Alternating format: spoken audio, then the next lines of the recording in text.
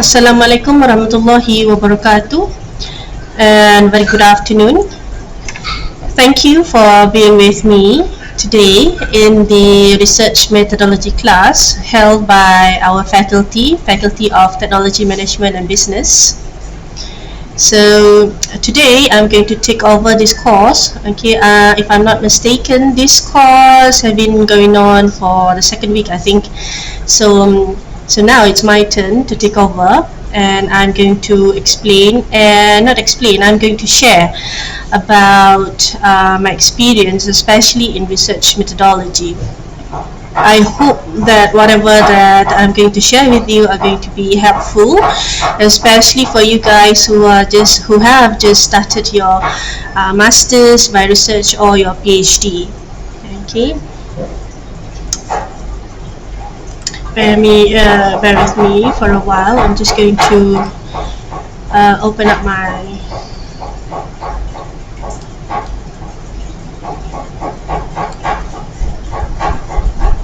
notes.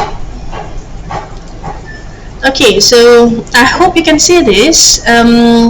This is the outline of my presentation for today. I very much like to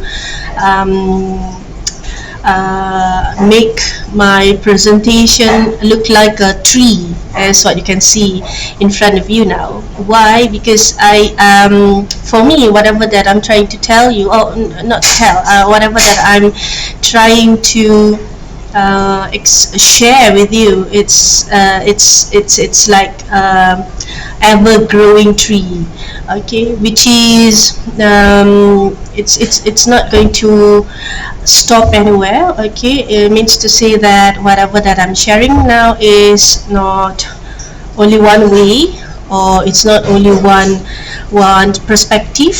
Okay, you can look at whatever I'm sharing now as an addition to a collective perspectives. Okay, so perhaps whatever that I'm sharing with you wouldn't be a good practice, or wouldn't be a good sharing to any other researchers, but that is how I did my research. Okay, and that is my perspective. So many other researchers, they have their own perspectives. So now it's my time to share with you guys, okay, what do I understand about research methodology. So this is my name. Okay, my name is Dr. Norpadzlihatun Manap, and I'm one of the senior lecturers at the Department of Construction Management at this Faculty of Technology Management and Business. And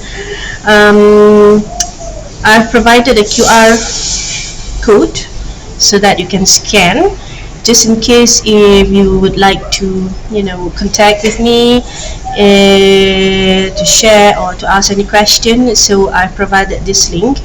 I would prefer much to use LinkedIn because it's a professional platform. So I've shared there whatever my perspectives are. Okay, not only in research methodology, but in other perspectives as well. Okay, if you would like to connect with me in a professional platform, so please do add me as a connection. Okay, if anyone asks me what is the meaning of research methodology, I have not much experience in doing research, but throughout I've started doing research since I was like 20 years old. So I'm now 40 years old. So I have already 20 years of experience in doing research. That is not much, I can say, but from my little experience, I can say that whenever I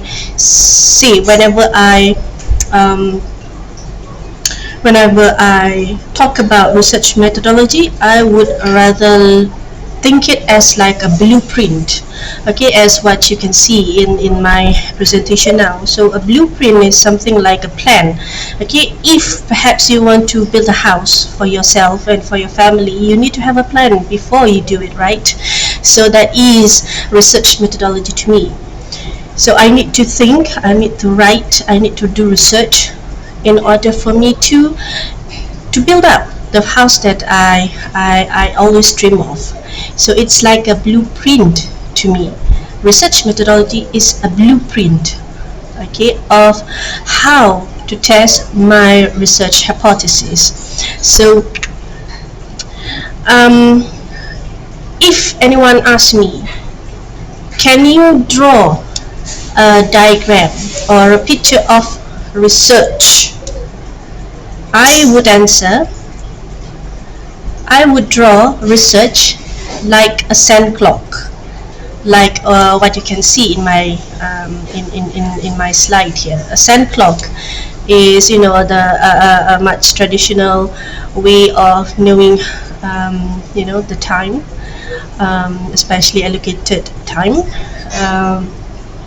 For example, like this research course should finish by 3 hours, so that sand clock should represent 3 hours. Okay, whenever that I tumble it down, so the sand would go, the grains of sand is actually going to go down, and when it's finished lah. But it's not about the process of the grain of the sands going from up to down. No, the process, the picture that I mentioned, the picture of research that I mentioned, that I make it similar to a sand clock, is about the form of the sand clock, which is like this. So in a sand clock, you can see there's a wider form, okay, in the top and at the bottom of it, and then there's a shallow form, okay, a shallow form in the middle of it. So if someone asks me why you picture the sand clock as research, I would answer that, okay, that is how it should be. Okay, that is how research should be written, and that is how research should be represented.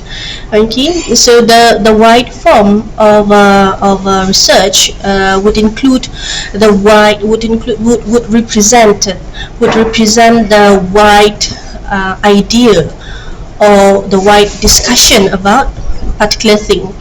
And the shallow form is representing the narrow focus of the discussion of the research should be about. Okay, for example, like abstract, introduction, and discussion, conclusion. As you can see, the forms are actually in wider form. So it means to say that you need to discuss whatever you can, whatever that you want to explain in the abstract, in the introduction, and the discussion, conclusion in wider forms. Means to say that you need to, for example, like abstract. Okay, it's a triangular shape right there. So what I meant is you need to cover all your research, but in short and simple way in the abstract.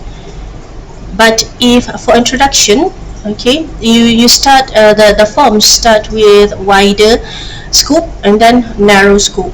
So it means to say that whatever that you're going to discuss in your introduction should be in a wider idea, and then shallower, okay, narrower, which is going to focus on your research. Okay, and then the methodology, which is the main point of we gathering today. So the methodology, as you can see, it's in the shallow form. It's not in shallow. It's in a narrow form of the sand clock body. So what I meant to say is you need to be focused. Okay, just explain about what you did, what you use. Okay, and specifically, you should answer these 4 questions whenever you are discussing your research methodology. So first question is what data you collect, who or where you collect the data from, how you will collect the data, and how you will analyze your data.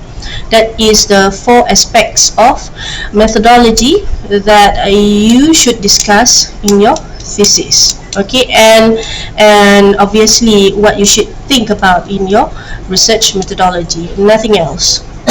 Okay, the literature review, the introduction, where you state your research question, your research problem, your research objectives, your research focus should be in the introduction part. Okay, so it means to say you cannot do the methodology part unless you have finished writing or have discussions with your supervisor about the introduction part.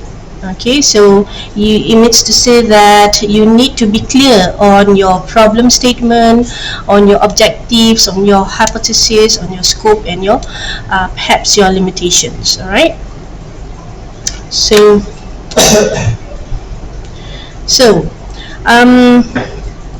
I would like to, if I want to talk about research methodology, I can use a very simple analogy. Okay, that I think would be relatable to anyone here, especially during COVID times, when we are all being locked down in our own house. So every time we are going to go to the kitchen, cook, and everything. Okay, because we cannot do anything else apart from that, apart from doing our daily job. So if we want to cook, we usually need to have a recipe, especially if we want to cook something new, which is out of our routine, our cooking routine. So perhaps you want to cook chicken curry. So if you want to cook a chicken curry, you need to have a recipe. A recipe shows how you're going to cook the chicken curry. So basic analogy, if I want to do research methodology, I can simplify it, or I can relate it to a recipe, a chicken curry recipe, like a recipe that I've given you here. So in order to make a chicken curry, okay, you need to have vegetable oil, butter, and everything, and that are the ingredients of how to cook, the ingredients of to cook chicken curry. And in a recipe also you would find the directions. Okay, means to say what you're going to do with the vegetable oil, the butter, the tomato paste, and it's like very straightforward. So if you want to fry it, so it's going to state add garlic, ginger, curry powder, and cook until fragrant, something like that. So it is a recipe. But if we want to do research methodology, it's like using that recipe but upgrade it at one point. Okay, a higher point, which is you are going to add why. You are going to add the justification. It means to say that, okay, if the recipe, you want to cook a chicken curry, you need to have the ingredients, you need to have the directions, but now you need to have another column, which is the justification, not column lah. So what I meant is you need to have a description about the justification of why the direction is being put in that recipe. Okay, so for example, okay, I've given you in my slide, okay, an example of a writing of research methodology. Okay, so this is a recipe of chicken preparation. Okay, so it's a description of what to do with the chicken, okay, in order to prepare it to cook some dish. And the thing that differentiate between the research methodology writing and the recipe is the justification, which is the why, and I've already underlined the why, which makes the difference between a recipe and a research methodology. Okay, for example, like I'm going to read this. By right, only sell grade A chickens approved by the Organic Farmers Association, thus ensuring both the homogeneity of the sample and the quality of the product. So here in this sentence, it's not only describing the action, which is buy chickens, but also why, which is to ensure homogeneity and the quality. Okay, that is the first example, which is going to differentiate between a recipe and a research methodology. Okay, and then the second example is this sentence. Okay, in order to obtain 2 samples of equal size and weight for testing, the chicken was first skinned using a standard blah blah blah. So it means to say that the action is skin. Okay, the chicken was first skinned. Why? To obtain 2 samples of equal size. So that is what I meant by justification of the direction of the actions. Okay, it's very much different from a recipe. I'm using this analogy because I think it's going to be a bit easy for any one of you to understand what research methodology is, okay, by correlating it to daily exercise, which is cooking. Okay, in order to cook, you need to have a recipe. So you will find recipe in internet, and then usually commonly you will find in that recipe the ingredients and the directions. So in order to understand what research methodology is, you can understand it this way. Okay, research methodology is an upgrade to a recipe. Okay, a recipe, they have ingredients, they have directions, but in research methodology you will also have a justification. Alright, so in the research methodology section, you will need to have the ingredients. Okay, what are you going to do? What are you going to use? Directions. Wow, how did you use that ingredients, and why you use that ingredients? Okay, and everything should relate back to the research question that you stated in your first chapter, which is the problem statement, research question, research objectives, the scope. Alright, so when we are talking about research methodology, it's hard not to talk about population and sampling because that is your data. Okay, so remember that we need to explain 4 things, which is like I've mentioned just now. Okay, what are the 4 things? First thing is what data you collect, and then who or where you collect the data from, how you will collect the data, and how you will analyze your data. So right now I'm talking about what data you are going to collect. Okay, so the data. So in order to collect your data, you need to have a not what, but the how. Okay, the how you're going to collect your data, which is what data that you're going to collect, which is comes from the population and sampling. Okay, it's easy to understand population and sampling if you can imagine 2 circles. All right, the big circle is the population. Okay, and the small circle is the sampling. It means to say that if you want to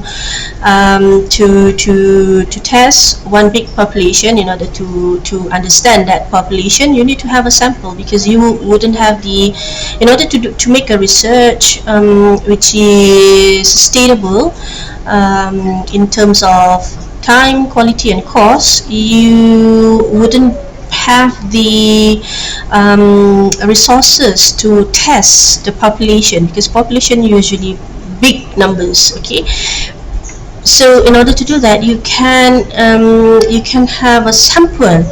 Okay, and then that sample can represent the population that you're testing. Okay, and sampling usually have 2 types of sampling. For example, like which is the probability sampling and non-probability sampling. So if you can look here, Okay, there are two small circles situated or located inside of the population circle or outside of the population circle. So it means to say that probability sampling is something is a sample that you take which can represent, okay, the population. It's but if it's non-probability sampling, it means to say that you are using a sample that will not fully represent the population due to some reasons. Okay, for an analogy, I can relate it back to the cooking of the curry chicken. Okay, if let's say that you've cooked the chicken curry, okay, and you've put on the salt and everything goes on. It's just that it's at the final round of your cooking, so you are going to test, okay, whether the chicken curry it tastes good or requiring any other ingredients, for example like salt. So what you did is you're going to take a spoon and then take a sample of gravy of the chicken curry and then you taste it. So that is what sampling means. Okay, so you cannot like eat all one whole dish in that periuk because it's not going to be it's not sampling. It's mean that you eating that.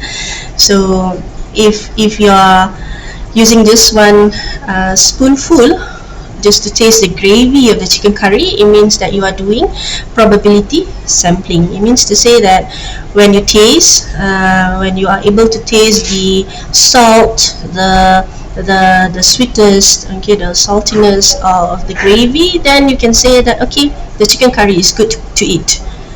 For example, like that is what I meant by probability sampling. Okay, but if you want to talk about non-probability sampling, okay, for some reason there is a reason for you not to sample the gravy. You ought to sample the meat. Okay, so the meat of the chicken. So what I meant is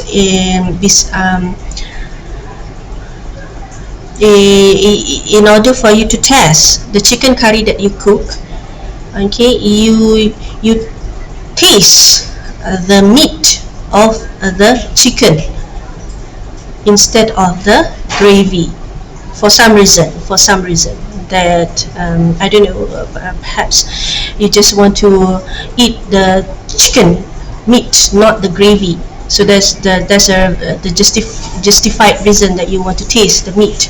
So what you are doing is actually non-probability sampling. It means to say that the sampling that you're doing is very focused. So you are not going to eat the gravy, you are only going to eat the meat. So it means to say that you are doing a non-probability sampling. So please use this analogy of cooking chicken curry to fit to your own research field. In whatever research field that you are currently in, if you want to discuss or if you want to write research methodology section, you need to be very explicit, okay, whether you're using the probability sampling or the non-probability sampling. Okay, so this is why because you need to make your research can be mimicked by some other researchers, and you need to make sure that your research is justified. Okay, so you have a reason why you want to do that. Okay, and then in the results chapter, if you come up with the results after the analysis, you can understand. Okay, you can understand why the result is like that. Okay, so that is very important for you to be very explicit, very clear in your research methodology, especially when you're talking about the sampling. Where do you take your samples? Is it using a spoon for the gravy, or you are just testing the meat? Okay, this is for the justification of the research that you are doing. Okay, so that is talking about the what data. So now we are talking about how the data are being collected. So if we're talking about research, commonly we are going to have two types of data. For example, which is the quantitative data and the qualitative data. So if you want to collect data for quantitative, usually we're going to use surveys, okay, and we use measurements. If you are dealing with qualitative, so the data collection methods are usually interviews, whether it's structured, semi-structured, or open interviews, okay, or focus groups, or document analysis. Whatever data collection methods, whatever data that you are going to encounter, you need to make sure that your data collection methods and your data itself in answering to your research questions. So it's very important for you guys to understand first, okay, the first chapter, which is your problem statement. If you don't understand your problem statement and then you go on describing or choosing which data collection methods and which data that you're going to collect, it's going to be a bit hard to answer your research, because you cannot work backwards. You need to have a very concrete understanding of your research problem first, and then you fit whatever your understanding in that research problem, and try to find what type of data collection methods and what type of data that is going to be collected to answer the research problem. Okay, it cannot be in otherwise. Okay, so like I've mentioned, we have two types of data whenever we are doing research. Okay, it's a quantitative or qualitative data. So this, what you're seeing now, is the difference. Okay, the difference of these two types of data, whether it's quantitative or whether it's qualitative.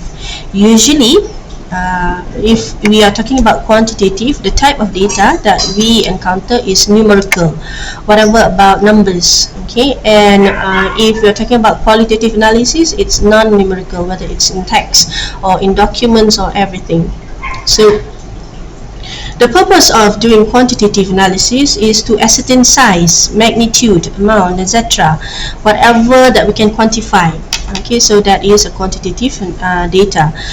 However, if we want to express the nature of elements, to represent them as themes, patterns, stories, categories, that is the purpose of qualitative research, okay, and the qualitative analysis. So usually, if we are collecting data for quantitative,